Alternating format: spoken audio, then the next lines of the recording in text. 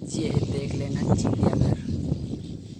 ये छोटे छोटे चिड़िया कितना सुंदर मस्त घर बनवाया है पुलियों के नीचे। ये एक प्यारा सा, और ये हमारी होंडा खड़ी है, और ये बड़ी तालाब है, बहुत सारा है नदी पार करने